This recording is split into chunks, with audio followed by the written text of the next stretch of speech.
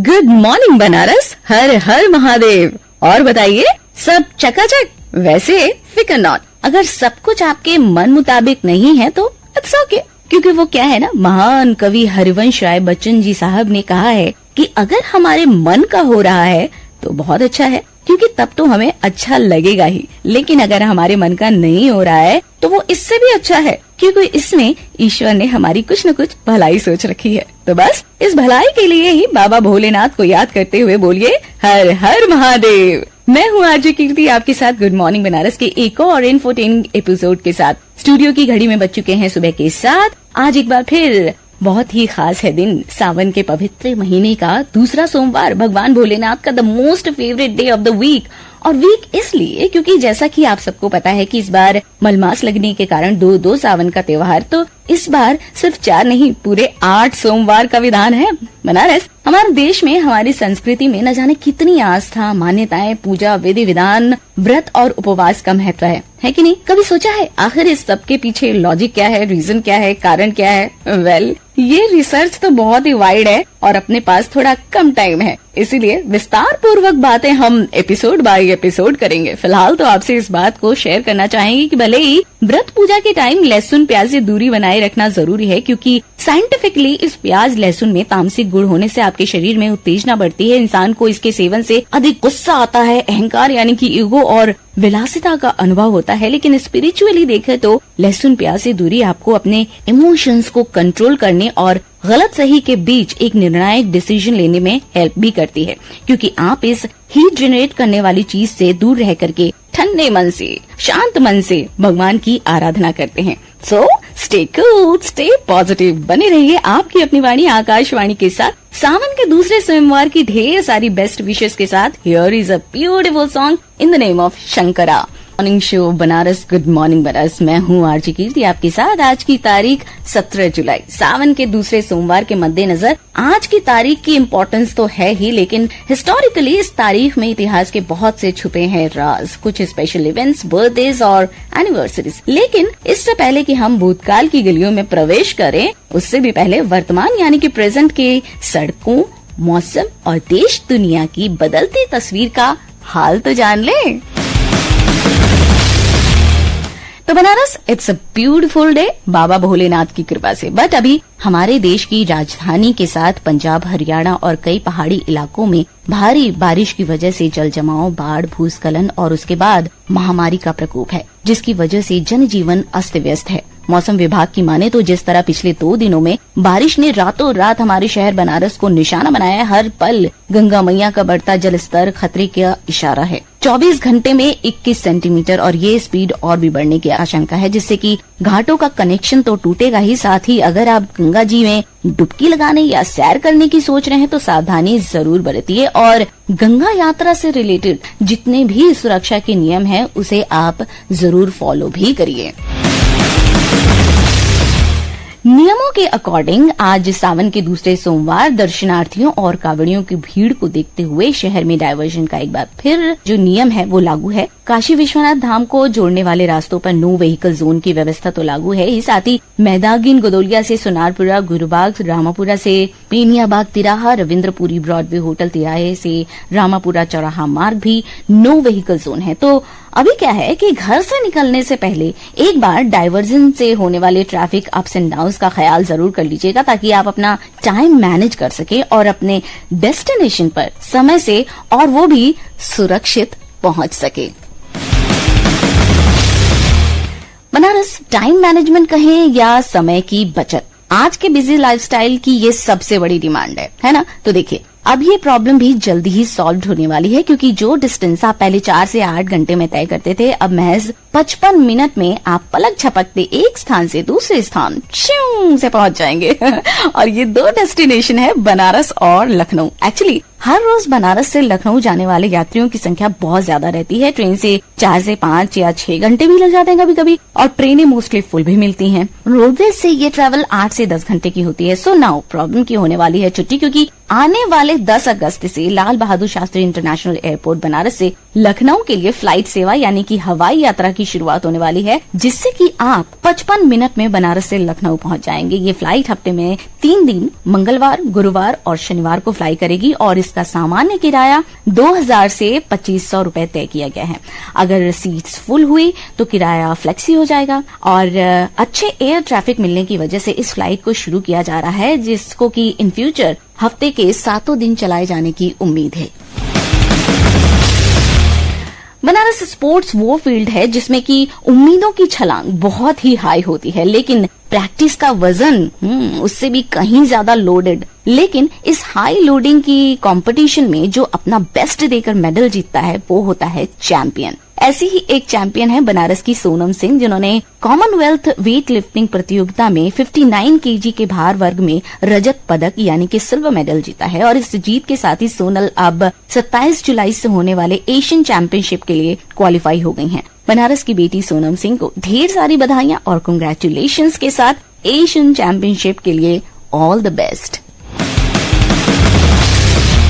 बनारस खेल खेलना और खेल में चोट लगना ऐसा है जैसे सिक्के के 2 पहलू, इसीलिए जरूरी है कि हम अपने स्वास्थ्य का पूरा ख्याल रखें। स्पेशली बात करें सबसे ज्यादा स्ट्रेंथ की, तो बॉडी मसल्स और हड्डियों का दुरुस्त रहना तो बहुत ही जरूरी है। और ये फिटनेस सिर्फ स्पोर्ट्स में ही नहीं, लाइफ के हर फेज में जरूरी है, चाहे वो उम्र बचपन की हो या फिर 55 की, क्योंकि वैसे भी बुढ़ापे तक आते आते शरीर के अस्थि पंजर कमजोर पड़ने लगते हैं। सबसे ज्यादा जो अफेक्ट होते हैं वो हमारे बोन्स, जिसमें कि जॉइंट पेन, गठिया और सबसे ज्यादा कॉमन प्रॉब्लम इस वक्त की है ऑस्टियोपोरोसिस की कंडीशन, जिसमें कि नए बोन टिश्यूज का बनना बंद हो जाता है और इंसान में चलने फिरने तक के हालात भी नहीं रहते।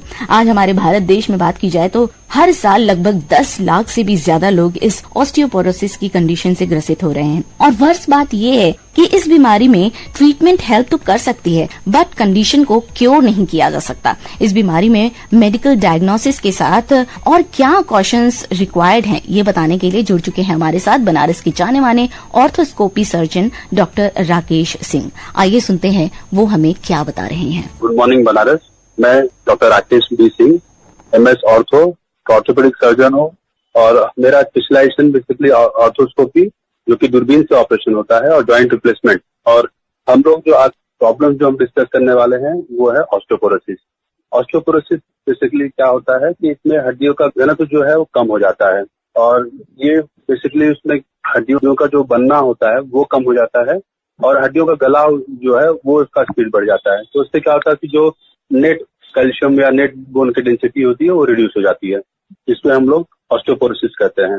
और ये ज्यादातर 50 के वर्ष के ऊपर महिलाओं में ज्यादा कॉमन होता है, और आजकल थोड़े यंग लोगों में भी ये ज्यादा पाया जा रहा है। तो यंग लोगों में क्यों पाया जा रहा है? एक्चुअली क्या होता है कि हम लोग का बॉडी मास इंडेक्स जो है हम लोग जो अचीव करते हैं अपने लाइफ टाइम में, और ये हम लोग अपने जीवन में जो मैक्सिमम बॉडी डेंसिटी अचीव करते हैं उससे वो ठीक होता है।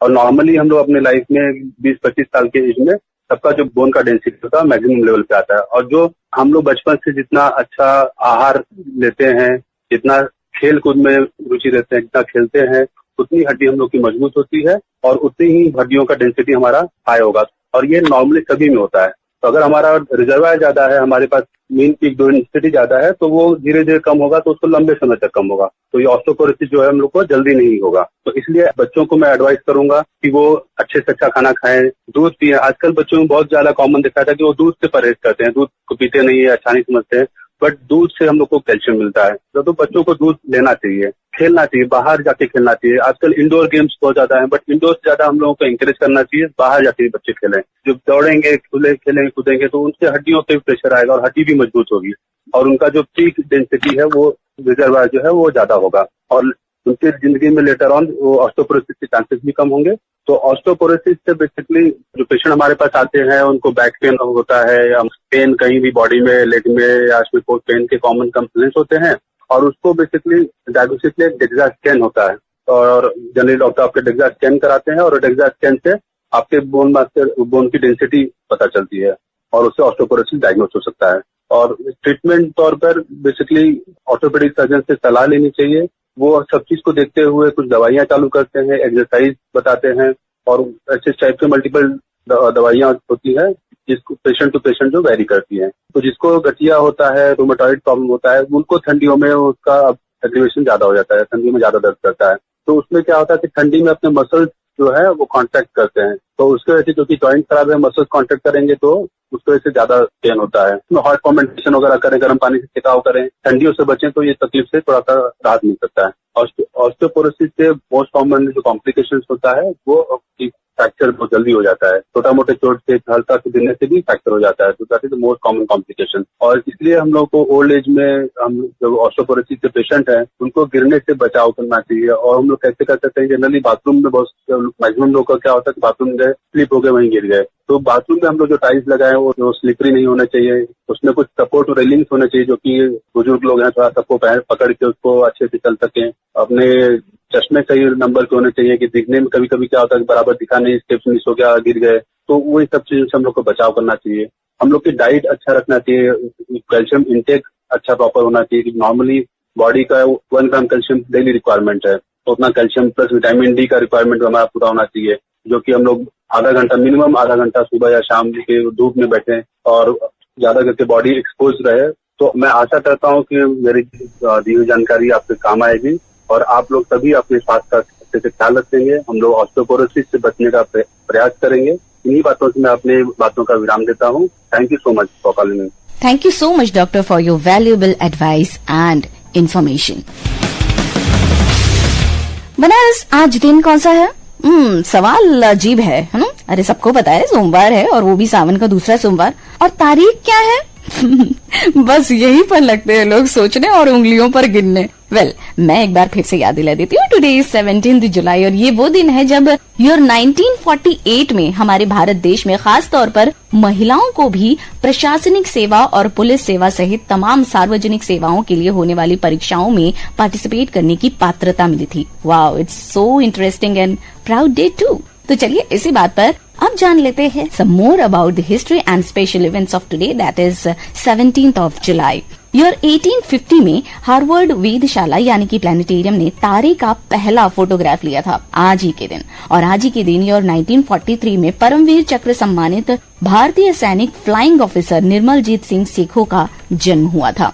ईयर 1979 में आज ही के दिन भारतीय संगीत जगत के एक ऐसे मनीषी जो कि अपनी कला के समान ही अपनी विद्वता के लिए भी जाने जाते थे, श्री लाल मणि मिश्र, उनका निधन हुआ था। भारत की प्रसिद्ध अभिनेत्री, गायिका और फिल्म निर्माता कानन देवी ईयर 1992 में आज ही के दिन इस दुनिया को अलविदा कह गयी। बात करें बर्थडेज की तो हिंदी सिनेमा की मशहूर अभिनेत्री जरीना वहाब का है आज जन्म दिवस। आज मधुरिमा प्रोग्राम में करेंगे उनके बारे में और भी बातें। फिलहाल गुड मॉर्निंग बनारस के साथ आज के इस शुभ अवसर पर, जबकि पूरा बनारस बोल बम के नारे से गूंज रहा है, गली गली जितने भी छोटे बड़े शिव मंदिर हैं आज भोलेनाथ के आशीर्वाद को पाने के लिए इन मंदिरों में भक्तों का रेला है। ऐसे में आज के दिन काशी खंड में वर्णित 1300 साल पहले स्थापित भगवान सुमंतेश्वर महादेव मंदिर की अपनी ही एक अलग महत्ता है। मान्यता है कि इस मंदिर को सुमंतेश्वर ऋषि ने स्थापित किया था और माना भी जाता है, कहा भी जाता है ये कि इस मंदिर में महादेव के दर्शन मात्र से मनुष्य को धन वैभव की कभी कमी नहीं होती है।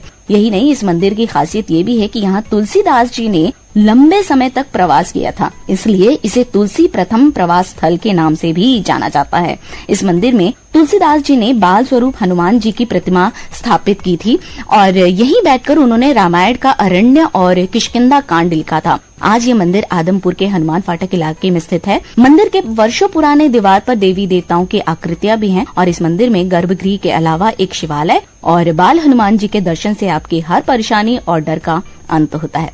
बनारस, मान्यताएं चाहे जो भी हो, इतिहास गवाह है कि जहाँ आस्था और विश्वास है, सच्ची श्रद्धा है, ईश्वर का वास वहीं है, चाहे वो मंदिर हो या फिर आपका मन। भगवान भोलेनाथ से यही हमारी प्रार्थना है कि आप हमेशा जो है स्वस्थ रहे, आप मस्त रहें और हैप्पी रहें। आपकी हर शुभेच्छा हो पूरी। This is RJ Kirti now signing off. 7:20 होने को है। थोड़ी देर में प्रादेशिक समाचारों का सिलसिला हमारे लखनऊ केंद्र से होगा जारी। तो मैं आरजे कीर्ति मिलूंगी आपसे 8:45 पर मधुरिमा प्रोग्राम में। तब तक के लिए बने रहिए आकाशवाणी वाराणसी के साथ। Keep sending your best wishes, valuable feedback to bkldair@gmail.com and keep enjoying Banaras का the most favourite morning show good morning Banaras. हर हर महादेव। जय हो शंकरा आदिदेव शंकरा, तेरे जाप के बिना चले ये सांस किस तरह। मेरा कर्म तू ही जाने, क्या बुरा है क्या भला। तेरे रास्ते पे मैं तो आंख मूंद के चला। तेरे नाम की जोत ने सारा हर लिया तमस मेरा। नमो नमो शंकरा भोलेनाथ।